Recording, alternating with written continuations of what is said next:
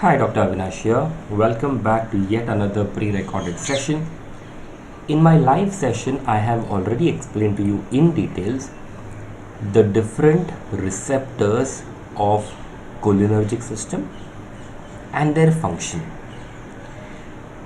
This video is going to be about the drugs that work like the cholinergic system, which means drugs that are going to act like acetylcholine. For this topic to be very well understood, it is of utmost importance that you know table 7.3, the characteristics of important subtypes of muscarinic receptor M1, M2 and M3, and if you know, this is optional, if you know the NM and the NN receptors, that would be additional bonus. But knowing table 7.3 is compulsory. Without knowing this table, at least the location and function, you will not be able to understand this chapter. So if you have not yet got a hang of the receptors, pause this video, go back to the recording of the live session and come back to this video again. Let's talk about the drugs in this video. I'm going to talk about cholinergic drugs. Cholinergic drugs work like acetylcholine. Acetylcholine is, of course, the parasympathetic nervous system. So we are going to call these drugs as parasympathomimetics. They mime. Mime means copy or act like the parasympathetic nervous system, or you can also call them cholinomimetic drugs. Okay, just like adrenergic system, they are going to interact with cholinergic receptor and generate an action. So if they do that, interact with the receptors, we call them cholinergic agonist. And if they increase availability of acetylcholine at the site, they will be kind of indirectly acting cholinergic drugs. These drugs are anticholinesterases. Cholinesterases we'll talk about in some time. Let's talk about cholinergic agonist. Now remember, you need to know the M1 receptor, M2 receptor and M3 receptor, where they are located, what is their primary function. This table is important. You need to know the different cholinergic agonists. Cholinergic agonist can be of two types, cholinesters and alkaloids. Cholinesters include medicines such as acetylcholine, methacholine, carbachol and bethanechol.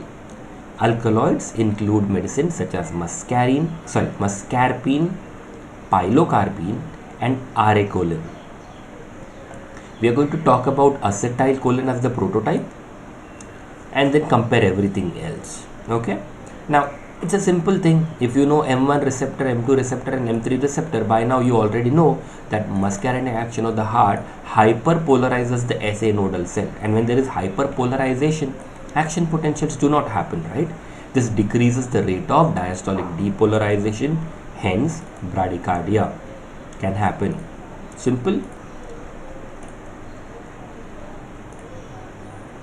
At AV node and Purkinje fibers, bundle of His, it increases the refractory period, and as a result the conduction becomes slow.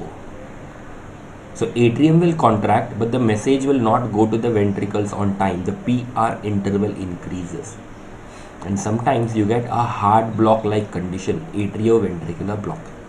The force of contraction is reduced, okay, and the refractory period of atrial fiber is shortened. Now you don't need to know this, you need to know this one. Force and contraction of atrium is reduced. This is important because, knowing this is important because when the atrium is contracting, the vagus nerve, the real acetylcholinergic nerve, does not innervate the entire atrium uniformly. It is a non-uniform vagal innervation, and as a result these medicines also work in a non-uniform manner, right? And when atria will contract in non-uniform manner, chances of atrial fibrillation or atrial flutter will be very, very high. Good news is ventricles do not get vagal impulses that much. The receptors are less, and as a result the ventricular contractility is decreased, but not too much. The receptor of course is M2 receptor. Huh? What about blood vessels? Well, all blood vessels dilate, but only few of these blood vessels actually get cholinergic innervation, means nerve reaching uh, the blood vessels. Only limited number of places this happens: skin of the face, neck, salivary glands, that's it. So because of vasodilatation there will be BP falling and flushing. So there is fall in blood pressure and flushing. The entire body will become red, especially wherever we blush, right, that area. So cheeks, face. M3 receptors are present on vascular endothelial cells. Vasodilatation is not by acetylcholine. When M3 receptors are stimulated, endothelium dependent relaxing factor EDRF, which is actually a chemical called as nitric oxide, is released. The nitric oxide causes vasodilatation. Now this PLC IP3 DAG pathway we will study in some other topic, you don't worry about it. But remember, vascular endothelial cells have M3 receptors. If the endothelium is damaged by any disease, acetylcholine can enter directly into smooth muscles. On the vascular smooth muscles, M3 receptors are there which cause vasoconstriction. Simple. So whenever you give medicine, acetylcholine or other agonist, you have to think, does my patient have damaged endothelium? If that is the case, acetylcholine will cause vasoconstriction. But if the endothelium is intact, the endothelium will release nitric oxide and there will be vasodilatation. Even in penis, same thing happens. Cholinergic nerves cause erection by releasing nitric oxide and dilating the corpora cavernosa blood vessels, M3 receptor. But this does not work with the medicines as such. Okay, so if you inject cholinomimetic drug, this action may not happen. What is the action on smooth muscle? Well, it will contract. So like for example, because of M3 receptor, the GIT peristalsis increases, tone is increased, sphincters relaxed. So bowel will undergo cramping and bowel will empty. See, this is exactly opposite of adrenergic system. Peristalsis in ureter is increased, detrusor will contract, trigone relaxes, sphincter relaxes, so urine will come out. But the problem is bronchial muscles also constrict. So asthmatics might have bronchospasm, dyspnea and precipitation of acute attack of bronchial asthma. What about glands? See, all parasympathetically innervated glands will have M3 and some M2 receptors, which means there will be sweating, salivation, lacrimation, increased tracheobronchial secretion, gastric secretion. Not so much effect on intestinal glands, pancreatic glands, no effect on milk or bile. What about eyes? Remember, parasympathetic nervous system is rest and digest, right? So if it is rest and digest and you are going to sleep because of parasympathetic nervous system, what should happen to the iris muscles? Miosis, contraction of the circular muscles causing miosis. So pupils will constrict. Even ciliary muscles will undergo contraction, that there will be spasm of accommodation. Increased aqueous outflow will happen, so intraocular tension will decrease, especially in glaucomatous patient. If you have done the N receptors, nicotinic receptors, you would realize that nicotinic receptors are present on autonomic ganglia and on skeletal muscle. Both sympathetic and parasympathetic ganglia are stimulated. So this only happens at higher doses. Okay, so don't have to worry too much. High dose of acetylcholine given after atropine. Atropine will block all the peripheral receptors. So only the central receptors, the ganglionic receptors will work. So there will be tachycardia and rise in BP. Okay, because sympathetic nervous system will get stimulated because of acetylcholine. The skeletal muscles, on the other hand, they work because of acetylcholine, right? Now here's the tricky part, the real tricky part. If you take acetylcholine and you directly apply it to muscle end plate, there will be contraction. Simple. If you give intra-arterial injection, the muscles will have twitching and fasciculations. But IV injection has no effect because acetylcholine is rapidly hydrolyzed. Simple. Easy.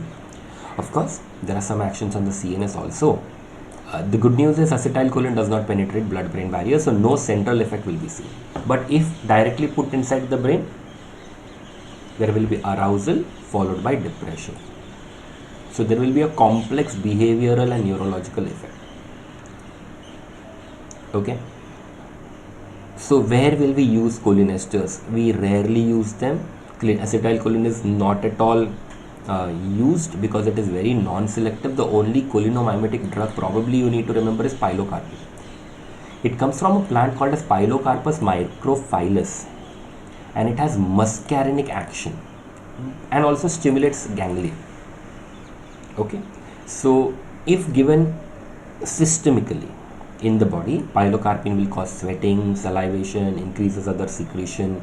The cardiovascular effects are very complex. At small doses, because of muscarinic action, there will be fall in action, but at higher doses, because of ganglionic stimulation, there is rise in BP and tachycardia, which we have already seen here. If given in the eye, directly in the eye, it penetrates the cornea and causes meiosis, causes ciliary muscle contraction and fall in intraocular tension that lasts 4 to 8 hours. Now, if you see, all these are problems. This is good. That's the reason why pilocarpine is used only in the eye as 0.5 to 4% drops. A third line drug in open angle glaucoma. When you give this, the drops, the moment they touch the eye, there is an initial stinging sensation and a painful spasm of accommodation. So when we use this, suppose you have a patient who has come for examination of retina. So for examining retina, we use mydriatic, but mydriatic would dilate the pupil too much, right? If this patient walks out of your clinic with mydriasis, he will get glare. He will not be able to see properly because excessive light will be entering into his eyes. Something like what happens when we just come out of a movie theater, something like that will happen, too much of glare. So to counteract that mydriatics, or imagine iris sometimes sticks to cornea or to the lens, to break that iris adhesion, you can do contraction relaxation. So you put alternate mydriatic myotic, so that can be done. Logically it can be used to increase salivary secretion, but oral preparation as of now is not there. Apart from this, I don't think you need to do any other type of acetylcholinergic medication. If you're going to practice at a place where people might eat wrong mushrooms, then mushroom poisoning can be something that you read once, but this is not really from your exam perspective. So whatever I taught you right now is a method by which we are giving medicines that directly act on the receptors, stimulate them and cause acetylcholine action. Imagine giving a medicine that inhibits the enzyme that breaks the acetylcholine. These medicines are called as anticholinesterases. Now, the good thing is I have explained to you anticholinesterases and the mechanism by which they work in the live session. So if you have not yet got a hang of it, please go back and have a look at it one more time. Okay, the idea is very simple. When you give these medicines, they don't work like acetylcholine. They will allow body to release acetylcholine. Okay, and when body releases acetylcholine, that acetylcholine will work for a longer period of time because these medicines will not allow them to get destroyed by cholinesterase. Simple. So these anticholinesterases can be classified based on their chemistry. They're either carbamates, esters of carbamic acid or derivatives of phosphoric acid. Okay, chemically some of them are non-carbamates but will have carbamate-like action. Okay, we'll talk about that here. So anticholinesterase can be classified as two types: reversible and irreversible. The reversible ones include carbamates such as physostigmine, neostigmine, pyridostigmine, rivastigmine, and non-carbamates such as edrophonium, taccharin, donepezil, and galantamine. Irreversible anticholinesterases have carbaryl and procopsor as carbamates and diflos, ecothiophate, malathion, diazinon, tabun, sarin, soman as organophosphate. Simple. Remember, there is R1, R2 and R3. Three important R groups. Okay. This R1 usually has a quaternary nitrogen, which makes it lipid insoluble. Okay. This especially happens in neostigmine. Okay. But if R1 has non-polar tertiary amino N nitrogen, then like in physostigmine, then the compound becomes lipid soluble. So the ability of this compound, these drugs, to either be lipid soluble or insoluble depends on R1.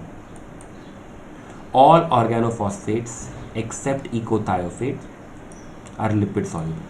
Ecothiophate is water soluble. Simple. Remember this, please. We have already described the mechanism of action. Okay, but if you want a graphical record of that, this is where the entire explanation is. If you still have doubt, please go back to the video number 1 of this series, acetylcholine, and let me know if there's any confusion. I will be more than happy to help you. Okay. In this video, I'm going to talk about the pharmacological actions.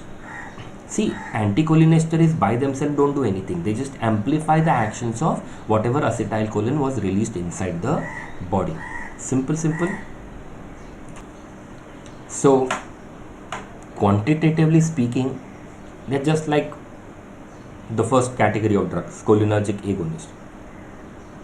But their intensity will differ. That's it.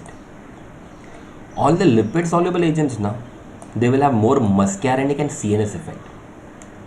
Okay, they can stimulate the ganglia, but on skeletal muscle their action is less prominent. All the lipid insoluble agents such as neostigmine and other quaternary ammonium compounds we will describe, they will have more effect on skeletal muscle. They will stimulate the ganglia, but their muscarinic effect will be less prominent. And because they are lipid insoluble, they cannot cross the blood-brain barrier, and hence they will have zero central effect. Easy. So what are the ganglionic effect? See, the moment acetylcholine is released in a ganglia, it has to be destroyed. Otherwise, the action will continue indefinitely, right? So what happens is, the moment acetylcholine comes inside a ganglia and it stimulates the receptors, hydrolysis happens. Diffusion happens, that acetylcholine is thrown out of the synapse, and hydrolysis in the plasma by plasma esterases happen. The important thing to know here is hydrolysis by acetylcholinesterase is less important in the ganglia. Okay. So anti-acetylcholine esterases will stimulate the ganglia through muscarinic receptors present there. High doses will cause persistent depolarization of nicotinic receptors, and when something gets overstimulated, your body blocks the transmission. Simple. Cardiovascular system effects will be very easy to understand. They will be complex, but they are easy to understand. Muscarinic action causes bradycardia and hypotension. Ganglionic stimulation increases heart rate and BP. And by action on medullary center means There will be uh, the cardio accelerator area, the cardio depressor area, areas in your brain that control heart rate. By acting on the medullary center, first stimulation followed by depression, there will be even more complex picture. So basically unpredictable action. It depends on the agent, it depends on the dose, it depends on where is that medicine working. So it's very simple.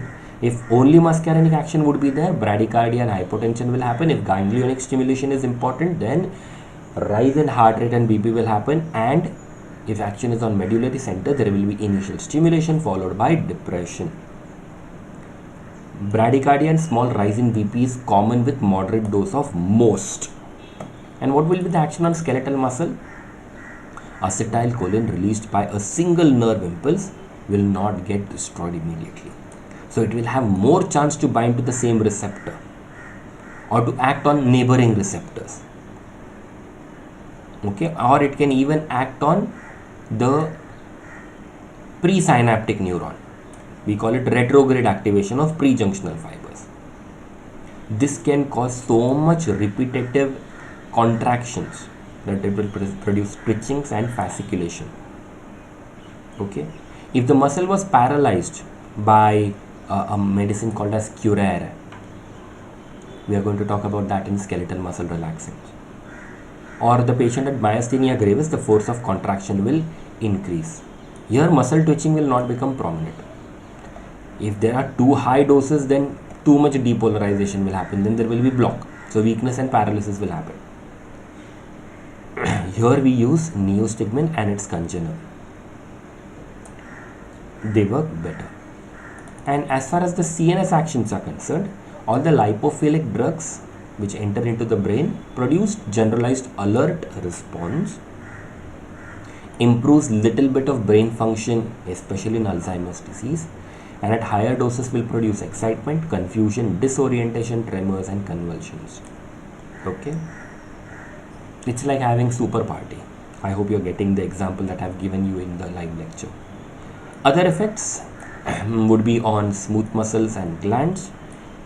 So just like everywhere else, GI motility will increase, secretions increase, bronchoconstriction will happen, secretions inside the airway will happen, voiding of urine will take place, meiosis and ciliary muscle contraction will take place. So these are all actions like the previous set of drugs we have described. There's no need of doing pharmacokinetics, but if you want, you can have a look at it. They will never ask you individual drugs because there's nothing to ask. They will directly ask you uses.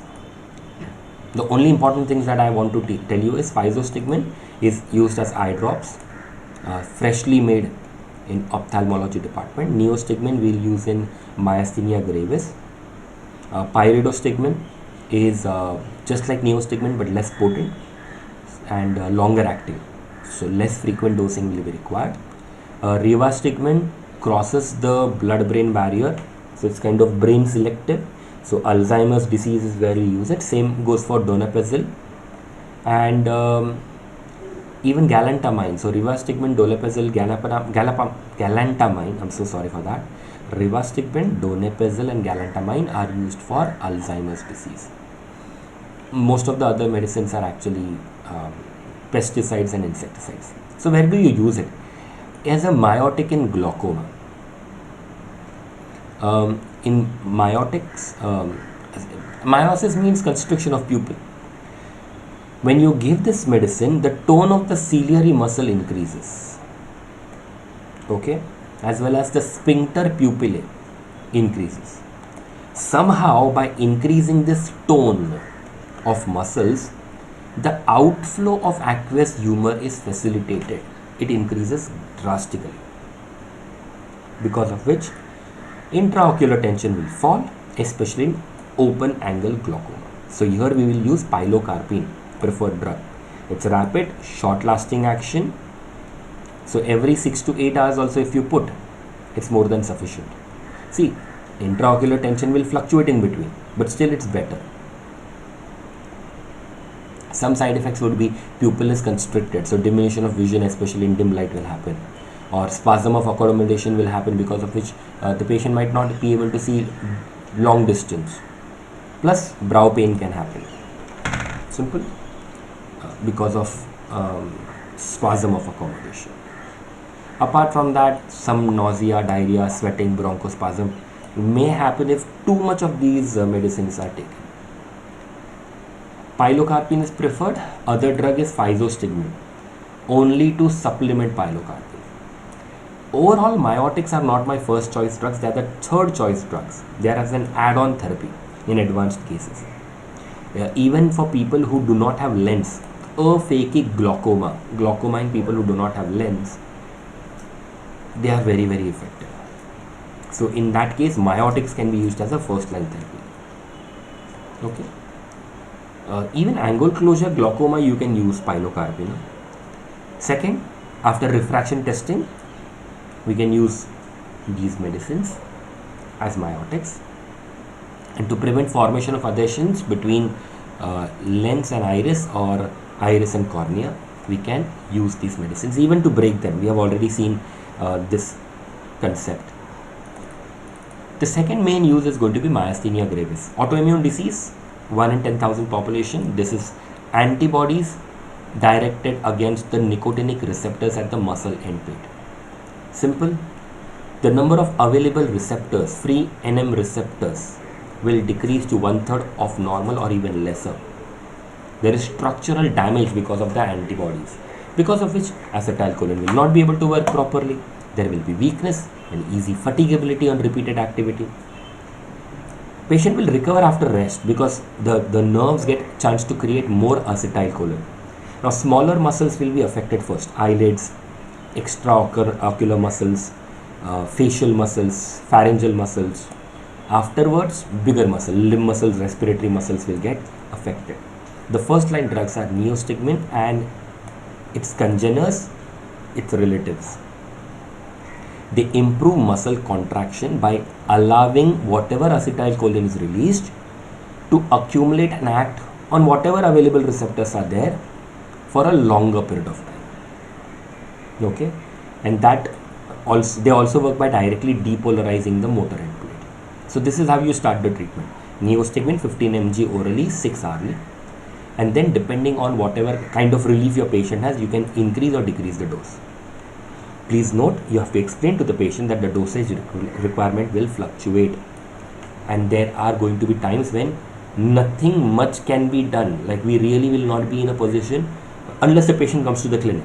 Nothing can be done at home. So there will be unpredictable periods of remission and exacerbation. Pyridostigmine can also be given. As already described, pyridostigmine requires less frequent dosing. Now these medicines will cause excess acetylcholine. So sometimes patients might get muscarinic side effects. If that happens, you might have to give atropine. Atropine will block all the muscarinic side effects. Do these medicines treat myasthenia gravis? No, not really. They only work symptomatically. They restore muscle strength adequately. That's it. Nowadays, we prefer the technique called as thymectomy. So if a patient has generalized weakness or has a thymoma with generalized weakness or is a younger patient, then thymus is removed. The moment you remove thymus, there is gradual, sometimes even complete improvement. It is suggested that thymus contains modified muscle cells with NRs, nicotinic receptors on their surface, which might be reason why anti-NR antibodies are being produced. But this is extreme, like directly surgery is not really the thing, no? So what else can be given? Steroids. They are immunosuppressant, so they will inhibit the production of antibodies. Actually, by decreasing inflammation, they can actually produce more, help in synthesis of new nicotinic receptors.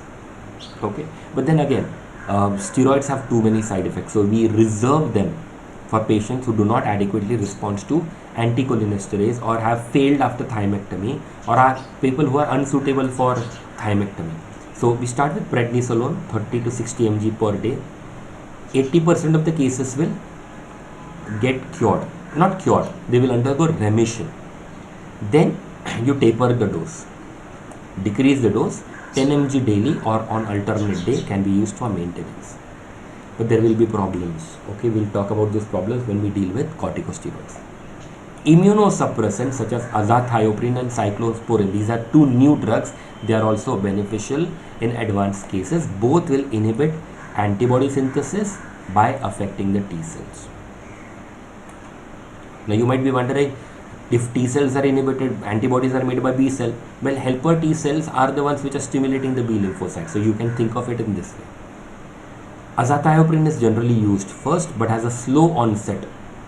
It may take months, but it is very good for maintaining remission. If you want something quicker, then plasmapheresis is another approach. Removal of antibodies. Good news, the moment you remove all the antibodies, the patient becomes very fine. Bad news, the antibodies will come back and the patient may go in myasthenic crisis. Now what is myasthenic crisis? Acute weakness of respiratory muscle. So much weakness that you have to give tracheal intubation and mechanical ventilation. Give IV methylprednisolone. You give anticholinesterases. You give methyl IV prednisolone. You stop anticholinesterases for 2 to 3 days and then you reintroduce them. Within 1 to 3 weeks, patient can be off the ventilator. If patient can afford plasmapheresis, he will recover faster. See, many doctors have done this mistake of over-treating a patient of myasthenia with anticholinesterase. The problem is, this is a wrong strategy. You need to adjust the dose from time to time. As the requirement of the patient fluctuates, you need to change the dosage. Okay, because if you overdose, there will be persistent depolarization of muscle and plate. And what happens when you depolarize too much? Zero action, right? So action will stop. This is called as cholinergic weakness. Now imagine myasthenia crisis. Muscles are not working. Imagine cholinergic weakness. Muscles are not working, right? So the two types of weakness have opposite treatment, and you should be able to test it. And this is where a test called as edrophonium test comes into picture. You give injection of edrophonium 2 mg IV. If the patient improves by this, it means the patient has myasthenic crisis. You need to treat like this, methylprednisolone.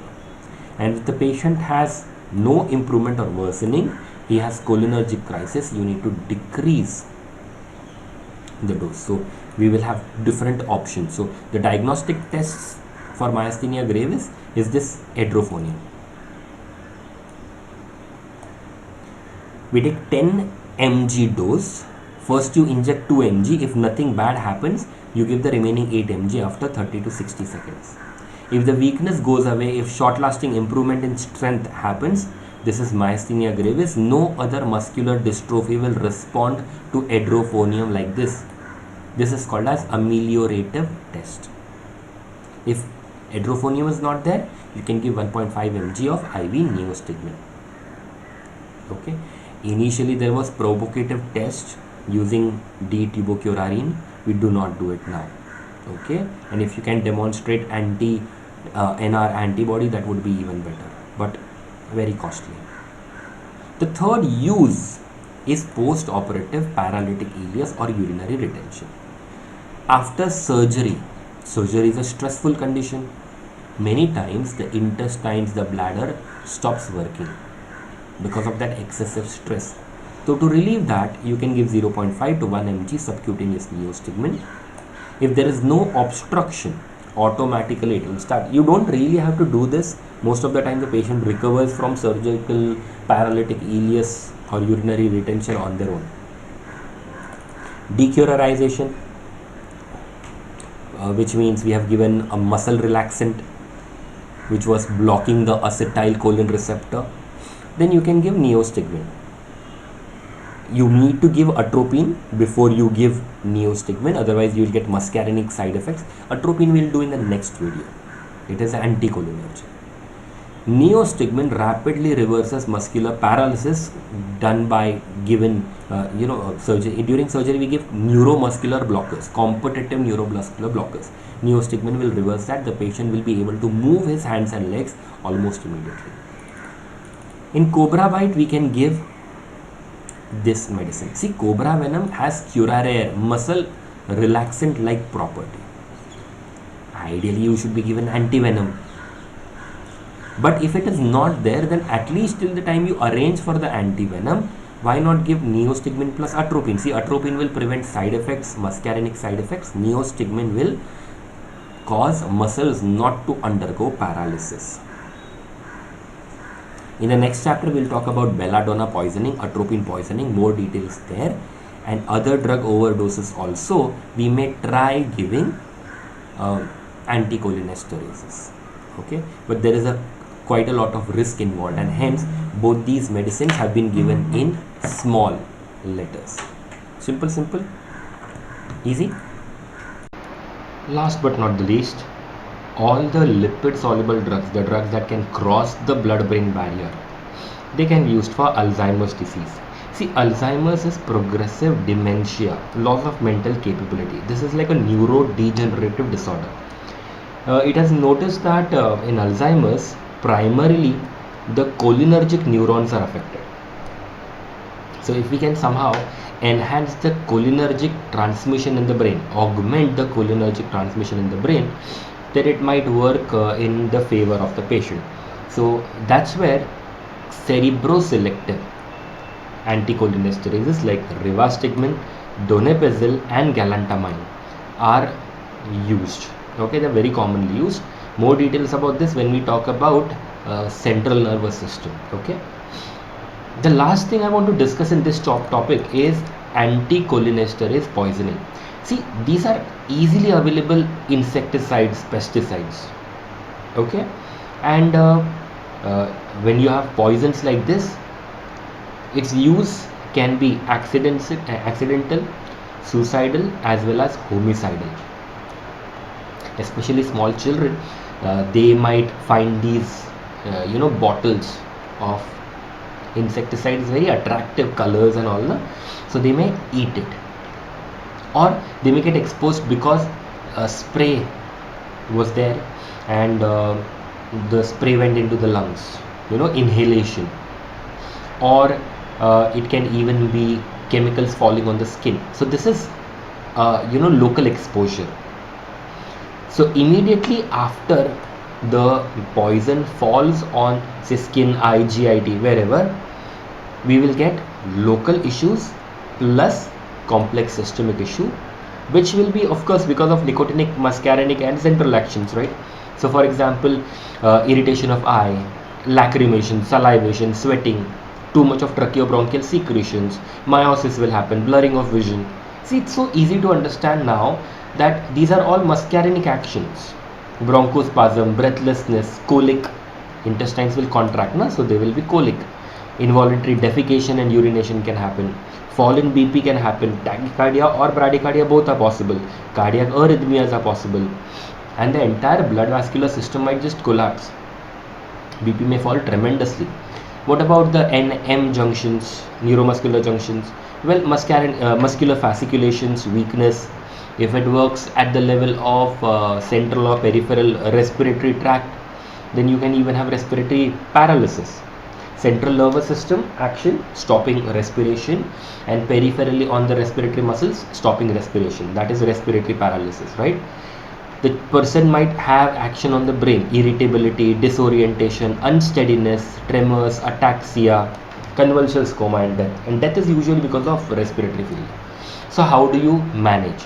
Management is very simple. Stop the exposure. So if it was an aerosol, get the patient out in fresh air. If it was on the skin, wash with soap and water. Even mucous membrane you can wash with soap and water. In case of stomach, gastric lavage. Then airway, breathing, circulation. Maintain a patent airway, positive pressure respiration if it is falling. Maintain BP, maintain hydration, control convulsions with diazepam. And then you will start with specific antidotes to this poison. So if you notice that management of poisoning is non-specific at the start and specific later on. Atropine, highly effective in counteracting muscarinic symptoms. But if you want to block the central nervous system action, then higher doses will be required. It does not reverse peripheral muscular paralysis. This is where the nicotinic action is taking place. All cases must be given atropine 2 mg IV. Repeat every 10 minutes till dryness of mouth or other signs of atropinization appear. Now, what is signs of atropinization? Next chapter, next video, we will talk about it. Up to 200 mg can be given and continue this treatment for probably 1 to 2 weeks. Easy? That is going to be our primary treatment. If somebody asks you what is the treatment of anticholinesterase poisoning, your answer should be atropine. Simple. Now, there are also some medications called as cholinesterase reactivators which are available. Oxymes. Okay, these are the drugs. They used to restore neuromuscular transmission only in case of organophosphate poisoning. Okay, these phosphorylated cholinesterase, they react very slowly or not at all with water. But if more reactive OH group like what oxymes have is provided, then the cholinesterase enzyme gets reactivated more than 1,000,000 times faster. Simple. So phosphorylated cholinesterase, they bind to acetylcholinesterase enzyme and they do not let it get reactivated. Oxymes will remove these cholinesterases, anticholinesterases, and reactivate it. Pralidoxime, it's also called as 2-PAM. It has a positively charged quaternary nitrogen. If you recall from our live sessions how the action of normal acetylcholine is, pralidoxime attaches to the anionic site of the enzyme, which remains unoccupied in presence of organophosphate inhibitor. The oxyme end react with the phosphorus atom of the organophosphate. This is attached to the esteratic site. The oxyme phosphonate formed will diffuse away and the enzyme will become reactivated. Carbamide poisoning, it does not work. Okay, reason, in carbamide poisoning, the anionic site of the enzyme is not free to provide any attachment to pralidoxime. Simple. Actually, in case of carbamide poisoning, if you give pralidoxime, it's horrible because it will not only not reactivate carbamylated enzyme, it will act like an anticholinesterase. So, pralidoxime is injected IV slowly in a dose of 1 to 2 grams. Some people give another regime which is 30 mg per kg IV loading dose followed by 8 to 10 mg per kg per hour continuous infusion till recovery. Okay.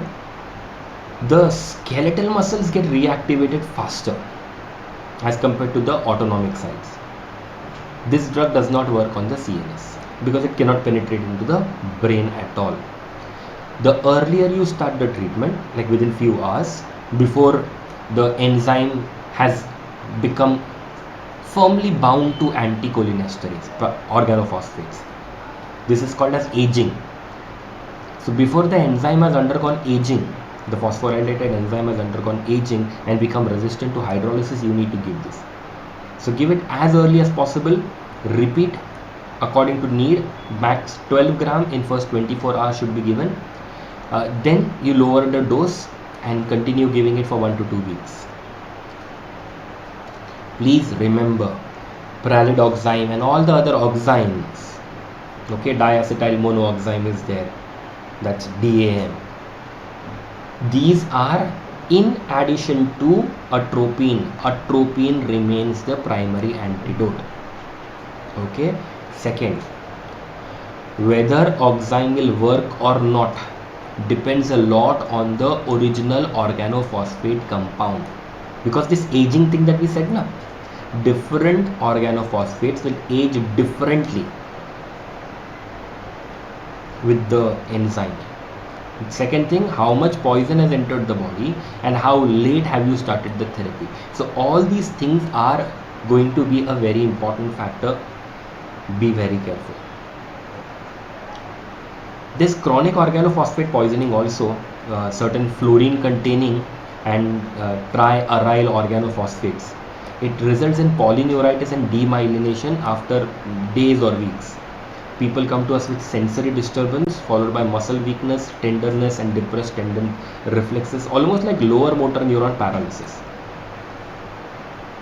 Then spasticity and upper motor neuron paralysis develops. This is a bad news. Recovery takes years. The mechanism of toxicity, we don't understand how it works, but it is definitely not because of inhibition of cholinesterase. And because we don't know how it works, there's no treatment. So this is only for your information. Please do this particular chapter. Very, very important it is. And let me know if you have any issues. I will be more than happy to help you. Till the next time, this is Dr. Avinash signing off. Take care. Keep rocking. Bye.